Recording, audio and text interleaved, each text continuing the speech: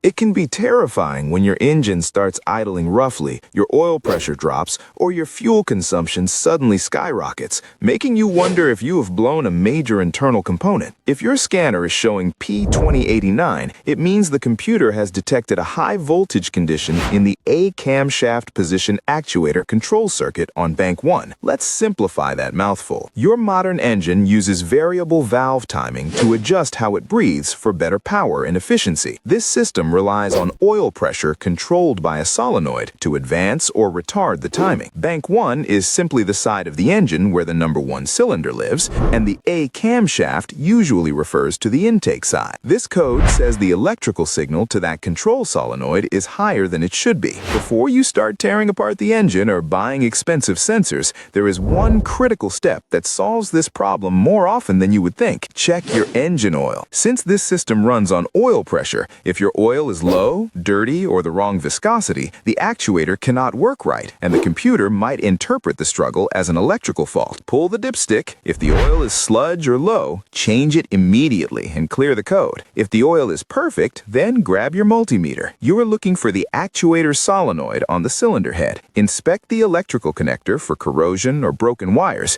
especially if the wire is stretched tight or rubbing on metal. If the wiring is good, the solenoid itself might be stuck open or electrically shorted inside. You can often remove the solenoid and test it with a battery to see if it clicks open and closed cleanly. Another possibility is a worn timing belt or chain that has caused the timing to drift, but usually that comes with other rattling noises. Start with the basics. Clean oil and good wiring are usually the cure. Do not let the technical name scare you. This is often just a maintenance issue disguised as a scary electrical failure.